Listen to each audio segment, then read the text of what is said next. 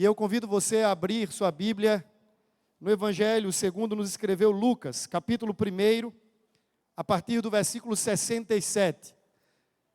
Na semana passada nós introduzimos uma minissérie chamada Os Cânticos de Natal. E esse é o segundo dos cânticos, a segunda canção natalina, que foi escrita debaixo da inspiração divina.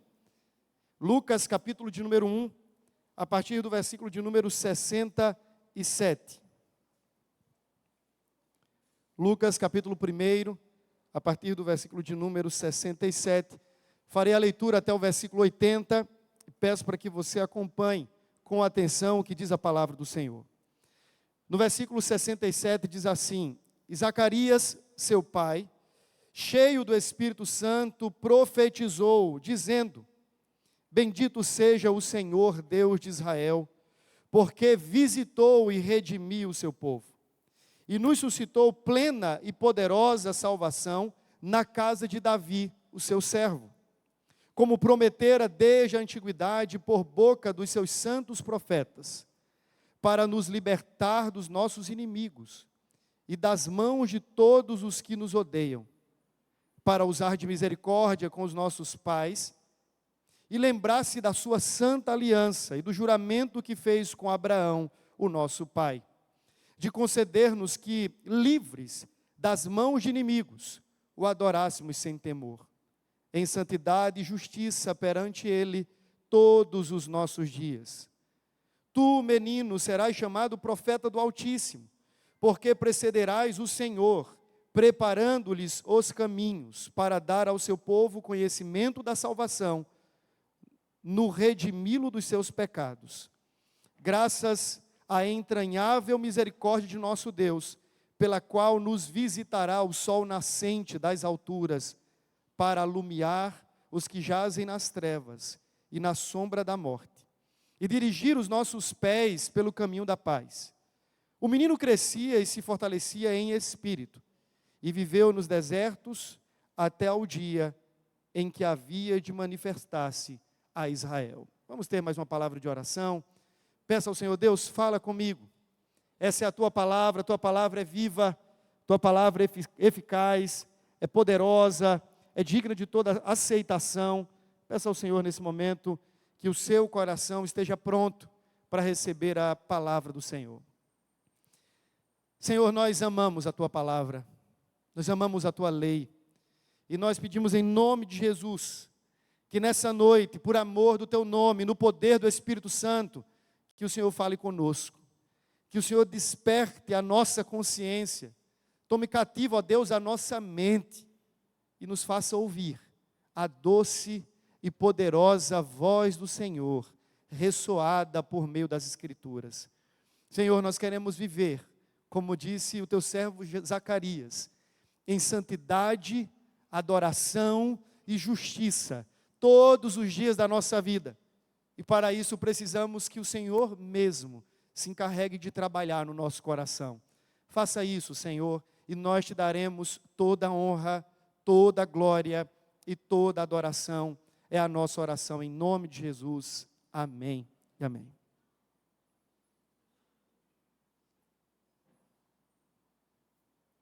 Como músico, não é incomum eu traduzir os meus sentimentos, ora de alegria e regozijo, ora de abatimento e melancolia, em letras e melodias. Geralmente, o meu estado mais criativo é aquele onde eu estou emocionalmente mais fragilizado. Então, quando você me perceber um tanto quanto fragilizado, vulnerável emocionalmente, talvez ali seja o terreno mais fértil para a minha produção criativa.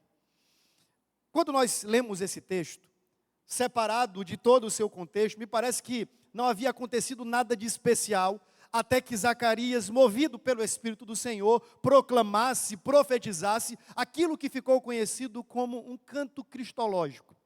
Mas, na verdade, o texto não começa aqui. E para nós entendermos a realidade por trás daquilo que Zacarias colocou em forma de palavras, debaixo da inspiração, isso nasce de uma história. E vale salientar de uma história doída, dolorida. Uma história marcada pelo peso e pelo fardo do sofrimento. Essa canção, essa profecia irrompe no meio de um cenário de trevas. Não das trevas do pecado, mas das trevas da aflição, que estavam instaladas no coração do próprio sacerdote. Eu queria então convidá-lo a voltar os olhos para o início do capítulo 1 do Evangelho de Lucas. E eu queria que você entendesse algumas coisas a partir de então. A primeira delas é que esse cântico recebe o seu nome, como está projetado, de Benedictus, porque na Vulgata Latina, a tradução da Bíblia em latim, essa é exatamente a primeira palavra dessa canção. Benedictus, ou bendito. A ideia do texto, a primeira frase é Benedictus Dominus Deus Israel. Bendito seja o Senhor, Deus de Israel. Quem está dizendo isso é Zacarias, e a pergunta que nós precisamos responder, a fim de entender o texto, é: quem foi esse tal Zacarias? Veja comigo, por gentileza, a partir do versículo 5 do capítulo 1. Nos dias de Herodes, rei da Judéia, houve um sacerdote chamado Zacarias. Esse sacerdote fora chamado do turno de Abdias, ou de Abiás. Sua mulher era das filhas de Arão e se chamava Isabel. Ambos eram justos diante de Deus, vivendo irrepreensivelmente em todos os preceitos e mandamentos do Senhor, e não tinham filhos. Preste atenção nesse detalhe. Não tinham filhos, porque Isabel era estéril, sendo eles avançados em dias. Então vamos lá, quem foi Zacarias? Um sacerdote. E naquela época, o sacerdócio ainda estava no patamar da classe dos principais líderes religiosos. Era alguém importante para até então a igreja de natureza judaica. Era uma figura notável, destacada, que se assentava dentro das cadeiras, ou que fazia parte da cátedra judaica da época. Diz que ele era da ordem de Abiá, um dos descendentes de Levi, da ordem de Arão, que era casado com Isabel, e há um detalhe no texto, diz que essa Isabel era descendente também de Arão. Ora, nós estamos falando de uma família sacerdotal. Não apenas Zacarias, mas a própria Isabel vinha de uma linhagem sacerdotal. Ambos são descritos no texto como justos, isto é, piedosos. Geralmente, quando nós lemos no Novo Testamento, a adjetivação de que alguém era justo diante de Deus, isso era sinônimo de alguém piedoso, alguém que andava conforme a lei de Deus, conforme os preceitos do Senhor.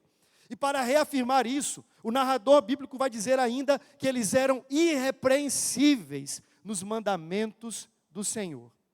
Ambas as declarações, ou seja, de que eram justos, irrepreensíveis na lei, só reforçam o argumento que nós estamos aqui tratando de uma família de servos fiéis, piedosos e respeitáveis. Eram crentes.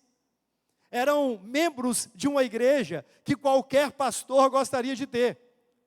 Talvez essa família fosse uma daquelas famílias que, como liderança da igreja, nós gostaríamos de ter por perto.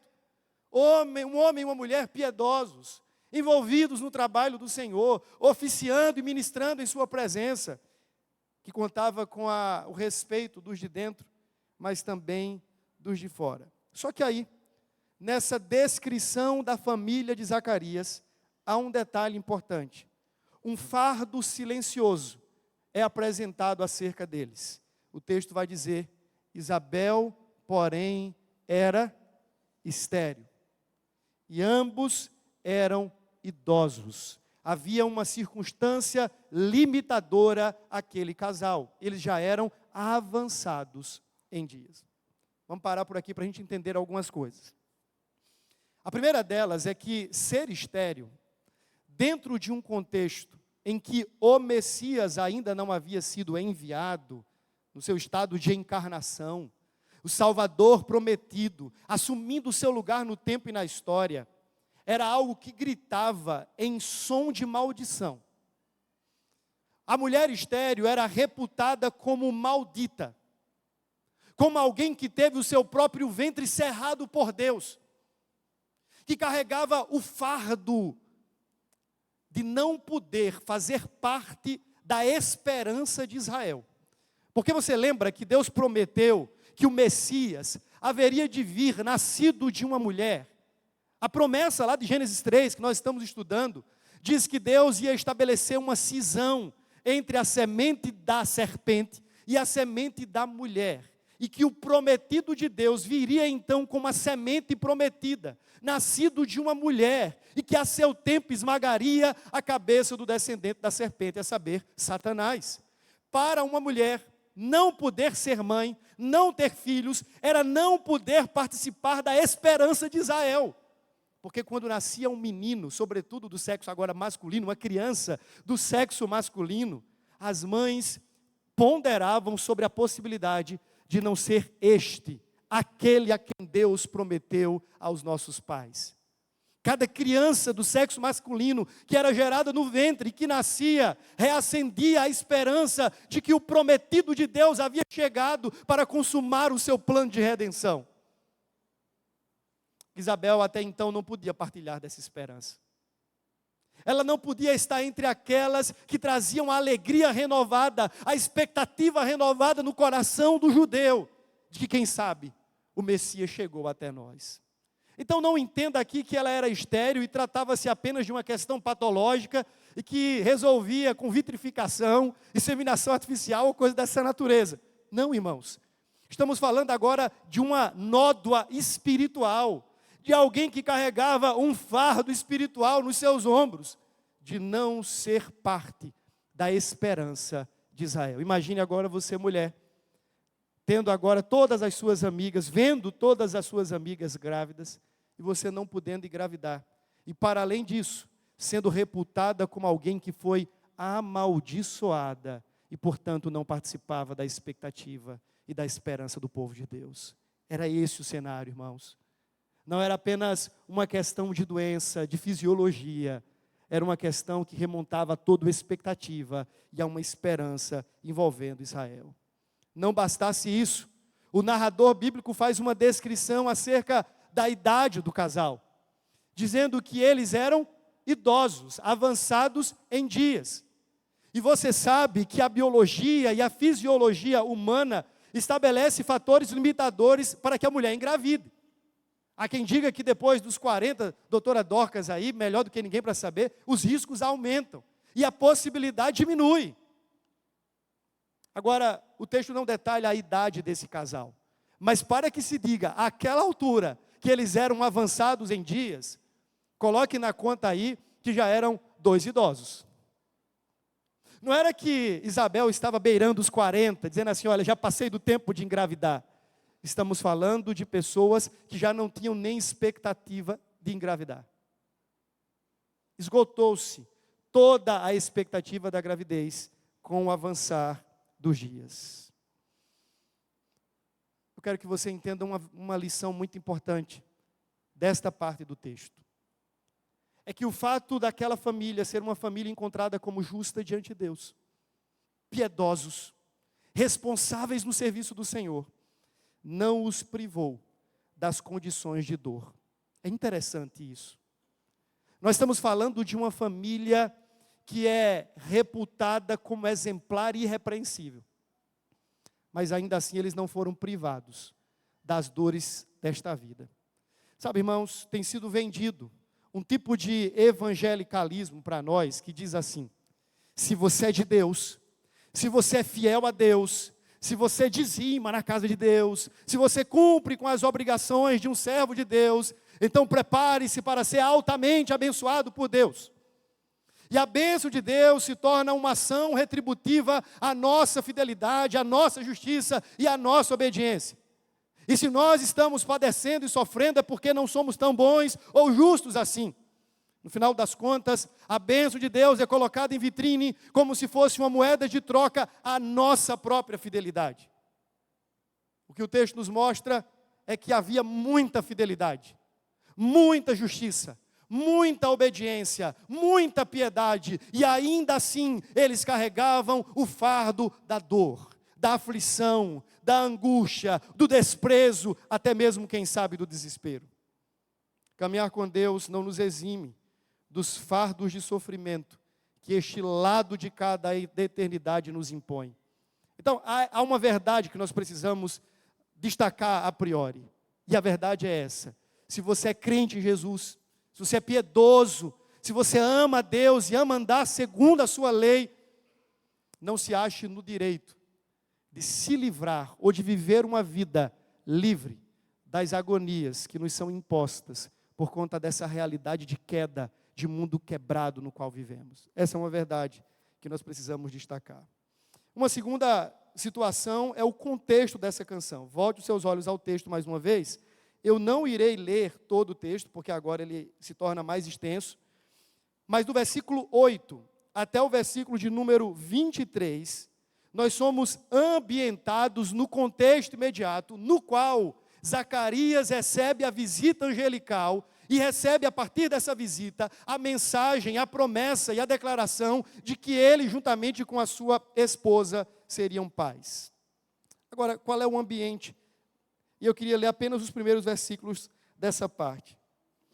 Diz assim, a partir do versículo de número 8.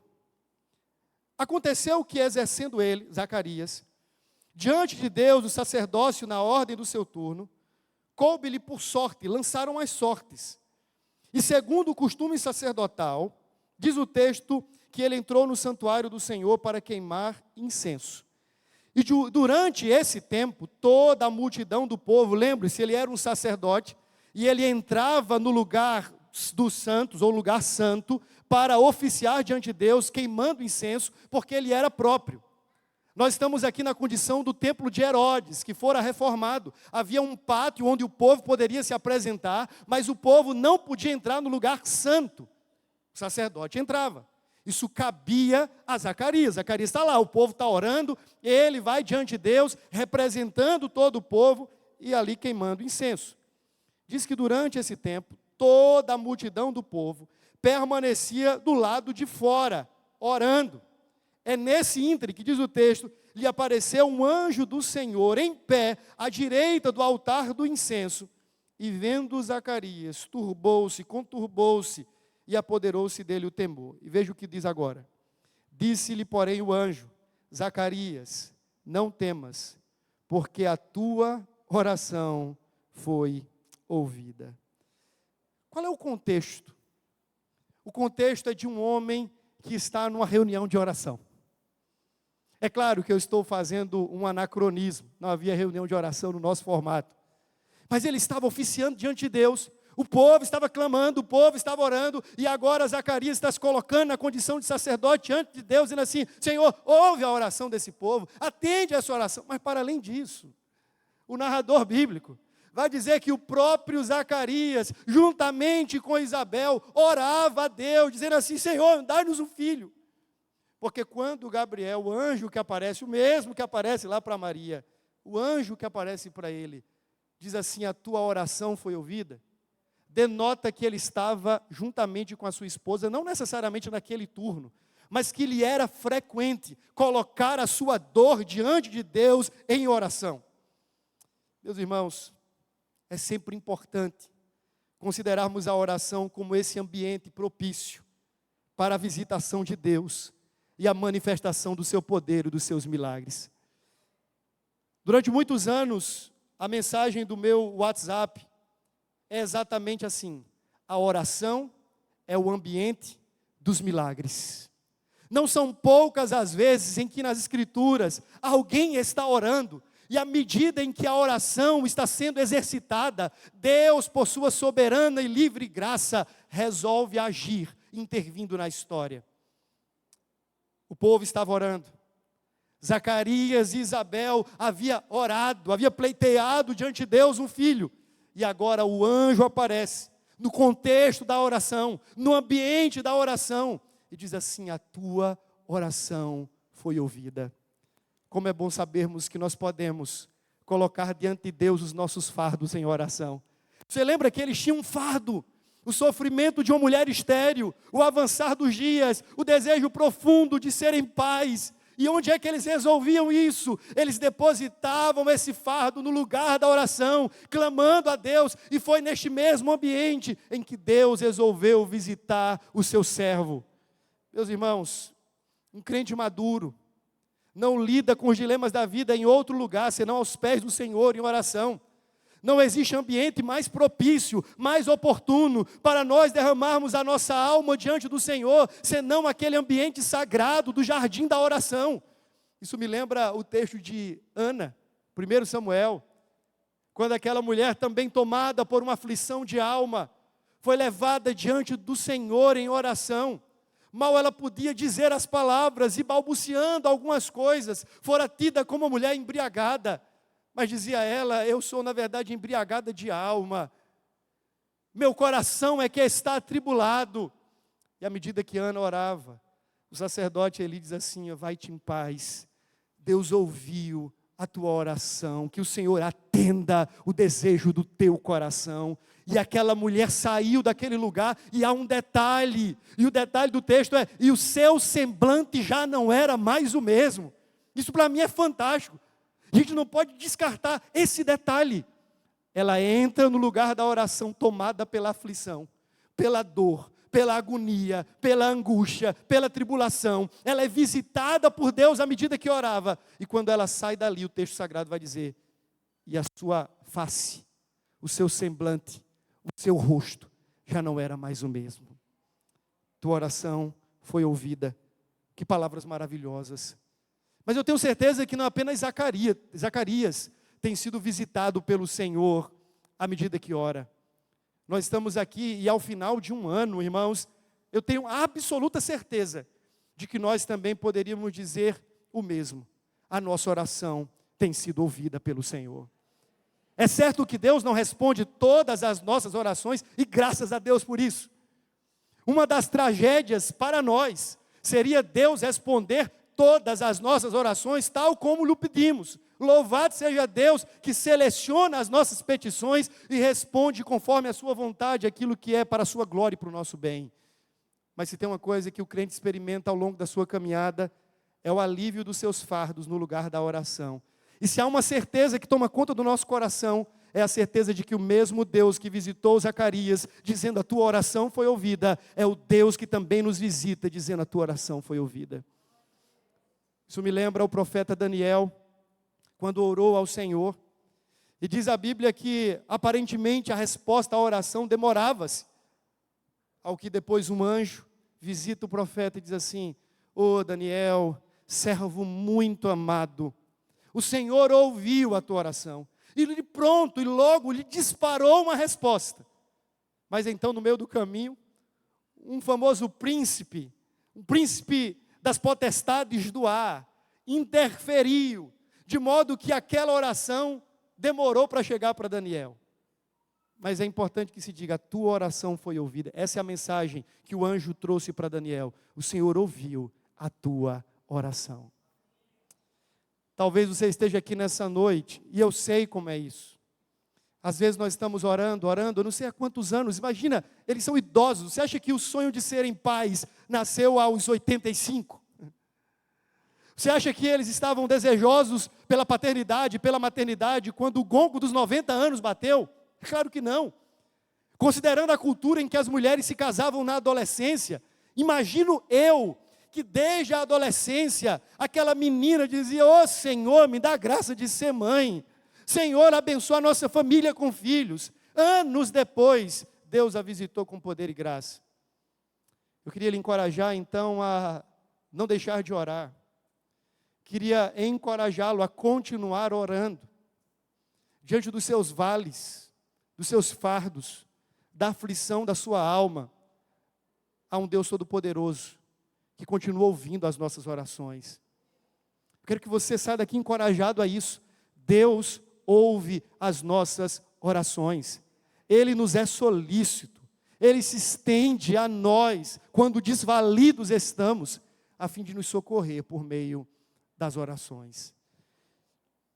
Há uma outra questão que eu gostaria de destacar nesse texto.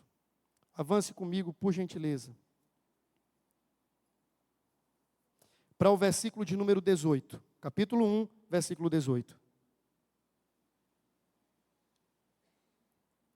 O texto vai dizer o seguinte: ainda está dentro do contexto em que o anjo está visitando Zacarias, lhe dando a notícia de que Deus ouviu a sua oração, a sua esposa engravidará, ele será pai, e que aquele menino ali será uma grande bênção. Antes de ler o versículo 18, deixa eu fazer só uma ressalva. Na verdade, não é nem uma ressalva, é um acréscimo. A oração de Zacarias não fora meramente atendida. Eu queria destacar um ponto aqui. Mas fora atendida, como a Bíblia diz, para além daquilo que eles pediam e pensavam. O menino que nasce agora não era mais uma criança, poderia ser e estava tudo certo. Veja, se ela engravidasse e fosse só mais uma criança, já era uma grande bênção. Mas a notícia que o anjo traz é que não seria mais uma criança, seria uma criança notável, um grande profeta, um homem grande diante de Deus e diante dos próprios homens, um profeta do qual Jesus diz assim: olha, até João, nunca se viu ninguém maior do que ele, dentre os profetas, este é o homem, esta é a voz. Isso aqui é mais um encorajamento sobre a oração. O nosso Deus não apenas atende, responde segundo a sua vontade às nossas orações, mas o nosso Deus faz infinitamente mais de tudo quanto pedimos ou pensamos. Zacarias não estava orando dizendo assim: Senhor, manda um profeta que vai preceder o teu filho. Não, não. Senhor, manda-nos um filho. E Deus, que faz infinitamente mais de tudo quanto pedimos ou pensamos, enviou-lhes um profeta. Meus irmãos, nós precisamos orar com expectativa. Como dizia William Carey, nós devemos esperar grandes coisas de Deus, porque o nosso Deus é grande, e Ele faz coisas grandiosas, e Ele faz infinitamente mais de tudo quanto pedimos e de tudo quanto suplicamos. Isso aconteceu com essa família. Versículo 18. Então, recebendo a mensagem, perguntou Zacarias ao anjo: como é que eu vou saber disso? Porque eu sou velho, minha mulher é avançada em dias. E o anjo respondeu: eu sou Gabriel, que assisto diante de Deus, e fui enviado para falar-te e trazer-te estas boas novas. Todavia, ficarás mudo e não poderás falar até o dia em que estas coisas venham a realizar-se, porquanto, veja o detalhe agora, não acreditastes nas minhas palavras, as quais a seu tempo se cumprirão. Eu queria que você lesse só esse pedacinho comigo. Não acreditastes, como é que é? Não acreditastes nas minhas palavras. Preste atenção nisso. Agora, avance comigo, por gentileza, para o versículo de número 45. Há um contraste que eu queria estabelecer para que você entenda o que está acontecendo. Agora já não é mais sobre Zacarias, é Isabel falando acerca de Maria. Vamos ler juntos o versículo 45. Bem-aventurada a que creu, porque serão que cumpridas as palavras que lhe foram ditas da parte do Senhor. Perceba agora que está sendo estabelecido um contraste entre aquele que recebe a visita do anjo, as palavras do Senhor, a promessa de um filho e não crê. Por outro lado, Maria recebe a visita do mesmo anjo, a promessa de um filho, as palavras do Deus Altíssimo, e a resposta de Maria foi crer. Preste atenção que esse detalhe é importante. Aqui o narrador bíblico quer chamar a nossa atenção para o que tornou Zacarias um homem silenciado e mudo. E ele diz que foi a incredulidade. A incredulidade é uma maldição que persegue o povo de Deus e que é confrontada por Deus em várias partes das Escrituras. Desde o Israel étnico, o povo de Israel, quando descreu em seu coração. Você lembra lá do episódio, o povo está no Egito, Deus ouve a oração, mais uma vez, Deus ouve a oração, Deus atende o clamor do povo, envia Moisés, o libertador vai em nome do Senhor, arranca o povo com mão poderosa, eles saem em peregrinação pelo deserto, adoram a Deus, mas num dado momento em Meribá, a Bíblia diz que eles descreram. E por causa da incredulidade, da dureza do coração, não entraram na terra da promessa, foram engolidos pela incredulidade, diz que o chão se abriu e aquela geração sucumbiu porque não creu. Em Hebreus capítulo 4, o autor suscita esse episódio, dizendo: tenham cuidado, para que vocês também não sejam engolidos pela descrença.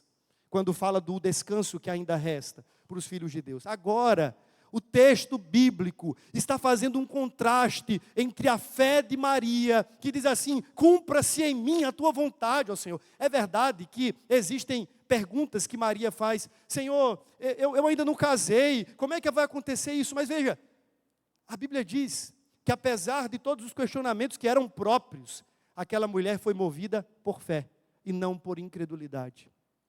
Há aqui um destaque que eu queria levantar para que a gente pensasse sobre ele. É possível alguém diante de Deus colocar os seus questionamentos em fé. E é possível fazer isso em incredulidade. Eu falei que, em certa ocasião aqui, eu acho que numa quarta-feira, que nós temos na Bíblia os famosos Salmos de Lamento. Na verdade, até temos um livro chamado Lamentações, onde a Bíblia não nos proíbe de colocar diante de Deus as nossas agonias, até mesmo as nossas questões incompreensíveis, dizendo assim: Senhor, eu não estou entendendo o porquê disso. E não necessariamente isso é ausência de fé. A época, enquanto eu estava falando aqui numa quarta-feira, eu disse que a lamentação é a fé que chora. É alguém que é movido por fé, e movido por fé vai diante de Deus, e apresenta diante de Deus o seu coração que está em lágrimas. Você tem do outro lado da murmuração, a queixa, o queixume, que é combatido na Bíblia como um reflexo de um coração incrédulo. Deixa eu dar um exemplo para você, talvez fique um pouco mais claro. Lázaro tinha duas irmãs, você lembra do nome delas? Marta e Maria. Lázaro morre, diz que 4 dias depois, Jesus vai até a aldeia de Betânia.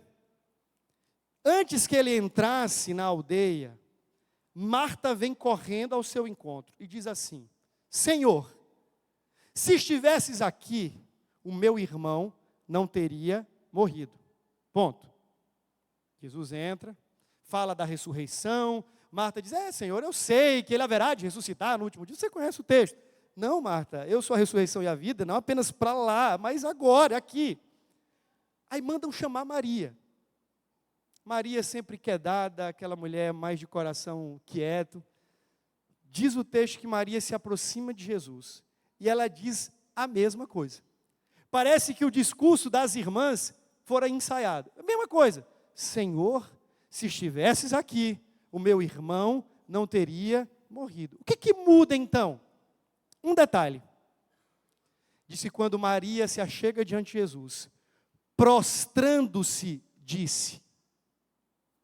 A postura de Maria não era gritar aos ouvidos do mestre, mas derramar a sua dor aos seus pés. Isso é significativo. Porque é possível o crente lamentar. É possível o crente dizer assim: Senhor, não estou entendendo. Senhor, está difícil. Senhor, está pesado. A Bíblia tem vários textos de homens e mulheres de Deus que fizeram isso. Na verdade, a presença de Deus é exatamente o lugar para fazermos isso. O problema é quando o que nos move é a incredulidade, é a dúvida de coração, é a necessidade de colocar Deus contra a parede e dizer assim: Senhor, o Senhor está me vendo não? Olha eu aqui, olha, o Senhor prometeu, o Senhor... E aí começar com aquela coisa que Deus se torna refém das nossas vontades. O texto vai dizer que aquele homem estava movido de incredulidade, e quem diz isso é o próprio anjo, porque você não creu. Isso é palavra do anjo. E eu queria que você entendesse aqui como a incredulidade é perigosa e como ela se manifesta. Primeiro, a incredulidade se manifesta quando a gente tenta, por nossa própria sabedoria, entender os caminhos de Deus. Há uma expressão que diz assim: Senhor, como saberei isso? Como é que eu vou entender isso? Meus irmãos, a fé cristã, ela não é uma fé idiotizada. Ela não é também uma fé, como alguns dizem, um salto no escuro. A nossa fé, conforme o autor aos Hebreus no capítulo 11, é uma certeza, é uma convicção. Você lembra de Hebreus 11:1? O que é a fé? A fé é o firme fundamento. Firme fundamento. Ou seja, tem um fundamento. E não apenas um fundamento, mas tem um fundamento que é firme, inabalável. Então, como diria John Stott, a fé cristã é uma fé que pensa. Ele tem um livro que diz assim: fé que pensa, razão que crer. Então, nossa fé pensa. Entretanto, nós não somos capazes, nem mesmo por fé, de entender toda a sabedoria de Deus. O Salmo 139 vai dizer assim: Senhor, eu tentei entender os teus caminhos, e comecei a contar as tuas maravilhas aqui, acolá, e depois eu me dei conta que não me era possível, porque quem há que possa esquadrinhar a mente de Deus? Quem há que possa fazer isso? Sabe, irmãos, a incredulidade começa a se estabelecer em nosso coração no momento em que nós começamos a tentar entender tudo que Deus está fazendo. Tente entender, vai lá, agora pare aí um pouquinho e tente entender tudo que Deus fez em sua vida até aqui. Faça isso usando meramente a razoabilidade, a razão. Faça isso. E me diga se você é capaz de chegar ao fim. Nos é impossível, irmãos. Existem coisas que só são pensadas pela fé. É uma mente redimida. E aí é suprateórico, está acima das teorias, da teologia.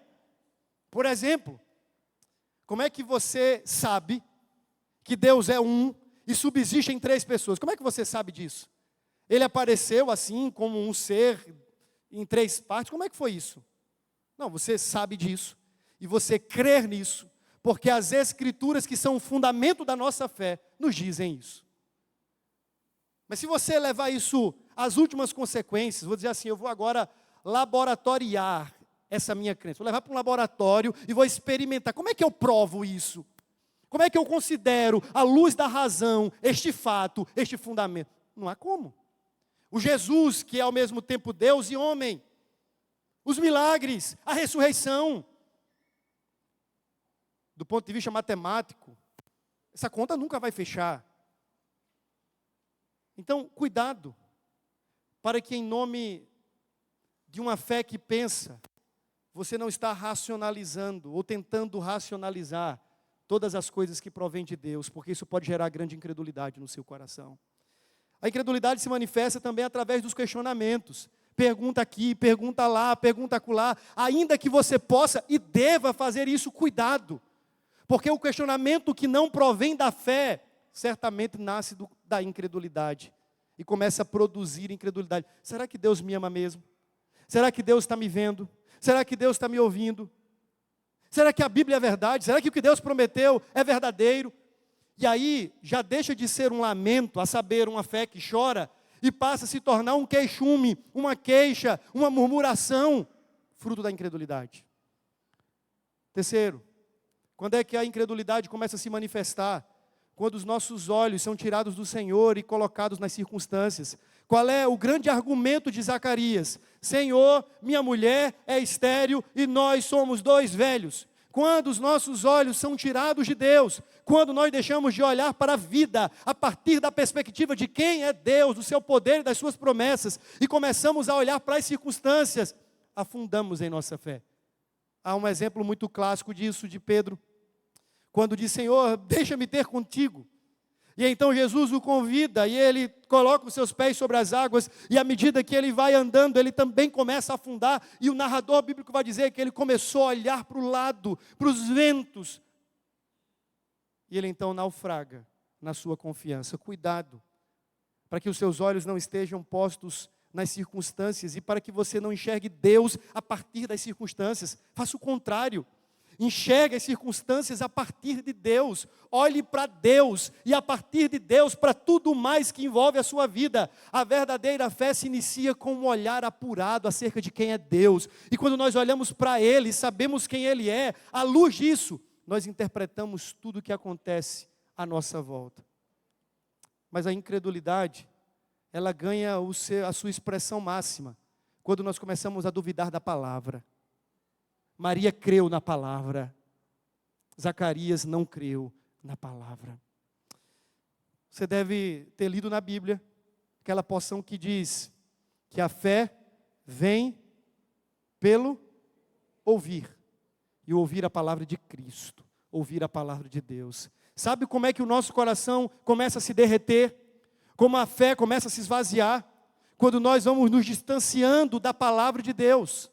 Eu falei isso hoje e também no domingo passado pela manhã. Satanás ataca, questiona, mina a nossa confiança na palavra de Deus. E isso se estabelece no nosso coração como incredulidade. De repente a gente olha e diz assim, não foi bem o que Deus disse, né? Isso foi falado da parte de Deus, mas é para aquela época, é para aquele tempo, é para aquelas pessoas. E então duvidamos da palavra. O estágio final da incredulidade é a desconfiança da palavra de Deus. Esse é o estágio final. O estágio final da incredulidade é a desconfiança da palavra de Deus. Maria creu, Zacarias não. Mas então, agora você vai para o cântico. E eu prometo que essa parte vai ser a menor do sermão. Enquanto preparava essa mensagem, eu falei assim, o meu sermão vai ser muito menor no que diz respeito ao texto do sermão do que o próprio, vai ser um sermão do contexto, muito mais do que do texto. Porque agora a coisa começa a fazer sentido. Então, Deus visitou Isabel, ela fica reclusa por alguns meses, depois aparece grávida, João nasce, há uma descrição maravilhosa acerca desse menino, João, que vem como voz para preparar o caminho do Senhor, cumprindo a profecia de Isaías, capítulo 40, e agora ele chegou. Quando ele chegou, Zacarias então profetiza. Há uma declaração aqui acerca da profecia, que na verdade poderia ser traduzida como Zacarias proclamou. Zacarias disse, Zacarias falou movido pelo Espírito de Deus. Bendito seja o Senhor, Deus de Israel, porque visitou o seu povo. O cântico de Zacarias nos lembra que o Natal suplanta o silêncio pelo louvor. Agora, os lábios cerrados, a voz emudecida, o fardo foi arrancado. Aquele homem que não podia nem sequer orar em palavras, senão somente em pensamentos. Agora ele não está mais silenciado. Zacarias louva ao Deus que visitou o seu povo. Meus irmãos, é importante que se diga isso. Eu tenho insistido nessa palavra, falei no coral, falei na semana passada, tenho dito de novo. A fé cristã é uma fé barulhenta. A fé cristã, ela se move através de ondas sonoras. Deus falou, o povo cantou, há um livro de cânticos, há um cenário todo barulhento em que essa fé no Deus Altíssimo se move.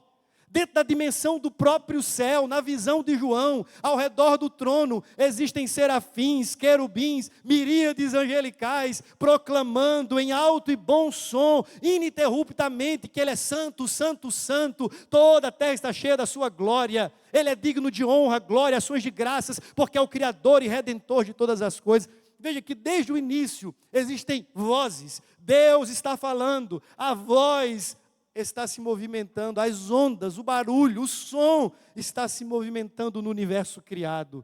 A fé cristã é uma fé que exige barulho. Entenda barulho aqui não como bagunça, mas exige em romper o silêncio. Zacarias não pode mais ficar calado. Primeiro porque o milagre aconteceu e Deus lhe devolveu a voz. Meus irmãos, nós também não podemos ficar calados. Se é Natal também na nossa vida. Se o Filho bendito de Deus foi gerado em nosso coração, se a promessa eterna se estabeleceu na nossa própria história, na nossa própria vida, o nosso silêncio também precisa ser quebrado pelo louvor. Nós temos muitas razões para louvar a Deus, meus irmãos. O apóstolo Paulo, quando inicia a sua carta aos Efésios, diz assim: bendito seja o Deus e Pai do nosso Senhor e Salvador Jesus Cristo, que nos tem abençoado com toda a sorte de bênçãos espirituais nas regiões celestiais em Cristo Jesus. E Paulo diz assim: nós somos muito abençoados em Cristo Jesus. Não é possível alguém que fora visitado pelo Senhor continuar com os seus lábios cerrados pelo silêncio. Se o Senhor visitou o seu coração, você tem razões para louvá-lo, assim como Zacarias. As circunstâncias não podem silenciar a nossa voz. A dor não pode silenciar a nossa voz. A dureza da vida não pode silenciar a nossa voz. As nossas limitações humanas não podem silenciar a nossa voz. Nós temos uma esperança viva. Meus irmãos, Jesus nasceu não apenas na história, Ele nasceu em nós, tornando-se em nós esperança da glória.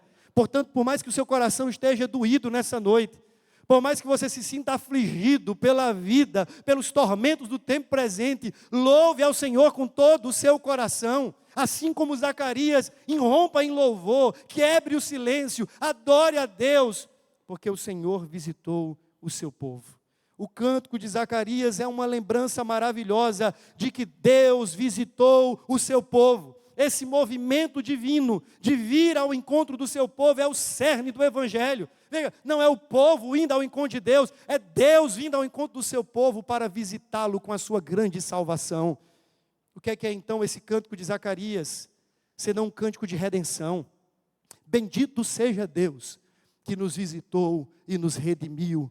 Bendito seja Deus que quebrou as nossas cadeias e nos libertou. Bendito seja Deus que veio ao nosso encontro, estancando o nosso silêncio e nos dando voz para adorá-lo. Bendito seja Deus que visitou o seu povo.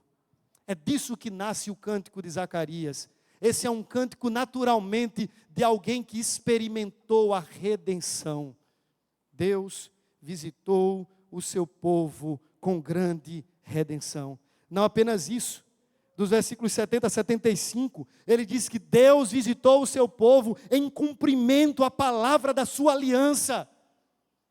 O Natal nos lembra não apenas que Deus é misericordioso, que Ele é gracioso, e que movido por essa graça, Ele veio ao nosso encontro, mas o Natal nos lembra que o Senhor é fidelíssimo em todos os seus caminhos e promessas.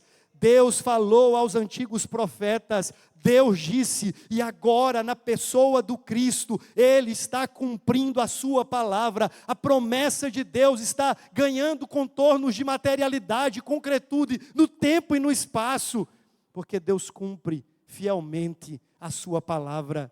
Veja, para que o Natal fosse experimentado naquela época, no primeiro século da era cristã, muitos anos, mas muitos anos, foram acompanhados de promessas. Agora, a promessa se encontrou com o prometido. A esperança deu lugar ao esperado. Jesus está vindo. Jesus nasceu. E agora, aquele povo que estava entravado pelas trevas do pecado, agora fora posto em liberdade, porque Deus jurou e Ele cumpriu a sua palavra. Meus irmãos, nessa época natalina, nós devemos trazer essa verdade ao nosso coração. O nosso Deus não é homem para que minta, nem filho de homem para que se arrependa. Todas as suas palavras são fiéis e verdadeiras e dignas de toda aceitação. O Deus que cumpriu a sua palavra, enviando Cristo na plenitude dos tempos, no primeiro século, no primeiro ano desse século, é o Deus que cumprirá a sua palavra, enviando Cristo uma segunda vez, para consumar toda a sua obra, e estabelecer de uma forma definitiva o seu reino de alegria, paz e justiça. Eu sei que ao longo da caminhada nós somos levados a duvidar. Zacarias duvidou, mas agora Deus está dizendo assim: a minha palavra é fiel, os meus caminhos são dignos de toda confiança. Confie, meu irmão, no que Deus tem falado em sua palavra. A Bíblia está cheia de promessas de Deus, de palavra de Deus para o seu povo. Nós devemos nos apegar a essas palavras com todo o nosso coração, lembrando que a palavra de Deus é fiel e que em seu tempo se cumpre. A terceira verdade que emerge do cântico de Zacarias, não apenas de que Deus visitou o seu povo e de que cumpriu a palavra da sua aliança, mas a terceira verdade desse cântico é que agora Deus não está mais em silêncio. Agora, essa é a parte que para mim, estudando esse texto, foi a parte mais extraordinária. O silêncio e o emudecimento de Zacarias não foi apenas uma disciplina divina, foi um ato pedagógico, eu vou explicar por quê. Você lembra que Deus estava em silêncio? Qual é o último livro da Bíblia?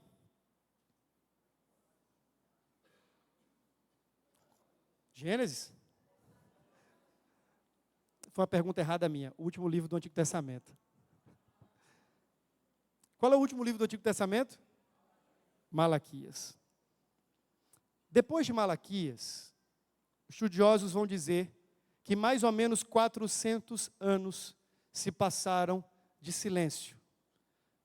Chamado período interbíblico ou intertestamentário. 400 anos, sem profeta. Deus em silêncio. O pastor Kevin DeYoung disse que quando Zacarias ficou mudo, foi a última vez na história que Deus silenciaria a sua voz. Era pedagógico, dizendo que agora o silêncio seria quebrado, porque a própria voz de Deus em João seria ouvida, e em Cristo encarnada, a palavra eterna encarnada. E nunca mais Deus ficaria em silêncio. Zacarias então é emudecido, para ensinar que no Natal, Deus quebrou o silêncio, e voltou a falar com o seu povo. Hebreus capítulo 1. Deus tem falado com o seu povo de muitas formas e de muitas maneiras. Através de sonhos, de visões, mas nos últimos dias, diz o autor aos Hebreus, Deus nos tem falado através do Filho. Meus irmãos, como é bom saber que esta mensagem de Zacarias é a mensagem de um Deus que resolveu falar e não mais se calar. Uma das maldições para Israel era o silêncio dos profetas. Sabe como Deus se ira com o povo, retirando desse povo a sua palavra? Agora não mais. O verbo eterno está tomando o seu lugar na história. A voz vem para preparar o seu caminho. E Deus fala de uma vez por todas e anuncia o caminho pleno da sua redenção. Essa voz precisa continuar sendo ouvida neste mundo. Porque existem ainda centenas de milhares de pessoas que não podem ouvir acerca do Cristo, porque as vozes que preparam o caminho estão silenciadas. A voz de Deus não mais, mas da igreja muitas vezes. Do mesmo jeito que João foi levantado por Deus como aquele que vem antes, que estende o tapete, que toca as buzinas, e que anuncia a chegada do rei. Nós temos um ministério análogo ao ministério de João Batista. Qual é o ministério da igreja? Se não fazer a mesma coisa. Preparar o caminho para que Cristo venha. Anunciar que Deus não está mais em silêncio. Que as trevas do pecado podem ser alumiadas pela luz da verdade, da graça de Cristo. E o que é que nós temos a ver com isso? Deus também nos incumbiu, Deus também nos delegou essa missão gloriosa de virmos antes da segunda vinda de Cristo, anunciando que Ele está vindo, preparando o caminho, ordenando que as pessoas endireitem as suas veredas, para que então o Rei da Glória passe. Deus não está mais em silêncio. Desde João, o Senhor não está mais em silêncio. Mas à medida que eu lia esse texto, eu percebia que há um problema. O problema é que nós estamos em silêncio. A voz de Deus, a palavra de Deus, já se encarnou. O problema é que nós estamos emudecidos. Nós que fomos curados pela tão grande salvação. Nós que fomos visitados pelo Senhor Todo-Poderoso. Nós que fomos aclarados em nossas trevas. Diferente de Zacarias, muitas vezes estamos em silêncio. Deus não está em silêncio, mas muitas vezes a sua igreja está. E alguns dizem assim, por que fulano de tal não converte? Por que há tão poucos evangélicos ali, e acolá, e acolá? Será que Deus está em silêncio? De modo nenhum. O silêncio foi quebrado quando Cristo veio a esse mundo, a palavra encarnada. Mas como ouvirão, se não há quem pregue? Eu sei que Jesus já veio E nós não precisamos de um outro Zacarias. Até porque o ofício sacerdotal já se cumpriu em Cristo. Não há mais nenhum sacerdote humano que careçamos como povo de Deus. Mas há uma verdade teológica esquecida pelos reformados, que foi levantada pela teologia reformada, sobretudo luterana, é de que agora somos todos sacerdotes. Lutero, quando escreveu e ministrou sobre o sacerdócio, ele falava do sacerdócio em dois aspectos. O primeiro deles era o famoso sacerdócio doxológico. Ou seja, o homem agora em Cristo é livre para orar, para louvar, para adorar a Deus, sem a necessidade de mediadores humanos. Você tem total liberdade para se apresentar diante de Deus, não precisa de um pastor, de um padre, de ninguém, absolutamente ninguém. Você é livre em Cristo. Mas há um segundo aspecto do sacerdócio que Lutero destacava e que tem se perdido. Chamava ele de sacerdócio parenético. Ou seja, aqueles que estão agora livres para ministrarem diante de Deus, estão também livres para ministrarem uns aos outros. Deus não vai levantar outro Zacarias, porque Ele já tem um reino de sacerdotes. A minha preocupação é se nós não estamos em silêncio, como reino de sacerdotes que somos. A começar em mim, que movido muitas vezes pela incredulidade do meu coração, pela omissão, pela rebeldia deliberada, resolvo silenciar ao invés de falar. Mas sabe, irmãos, para que a realidade do Natal seja uma realidade na vida de tantos outros, os sacerdotes precisam falar, porque Deus já falou, o silêncio foi quebrado, sua voz já foi ouvida, ela só precisa ser agora reverberada por nós. Nós não temos nada novo a dizer. Sabe, nós somos aqueles megafones que não falam por si, mas que são apenas canais daquele que fala. Deus falou e Ele tem falado a este mundo através do seu Filho. Mas Ele faz isso através de bocas e de línguas humanas. Ele quer usar a sua vida, como usou a vida de Zacarias. Ele quer usar essa igreja como um povo sacerdotal, para que esse silêncio, sobretudo o silêncio da pregação do Evangelho, seja quebrado. E muitos cativos possam dizer como Zacarias: Deus visitou o seu povo e quebrou as nossas algemas e nos libertou com mão poderosa, como fora prometida aos nossos pais. Esse cântico é um cântico de redenção, é um cântico de esperança, é um cântico de reconciliação, mas é também um cântico de anunciação. Os Zacarias estão aqui. O povo sacerdotal está aqui. E o mundo em trevas continua ali. Que o Senhor use a nossa vida, irrompendo não apenas em louvor, mas em anunciação daquele que veio para redimir o seu povo. É Natal. Ele visitou o seu povo. Ele cumpriu a sua promessa. Ele quebrou o silêncio. Quebremos nós o silêncio da nossa omissão e anunciemos o Redentor até que todos ouçam, até que Ele venha para a glória do seu nome. Amém?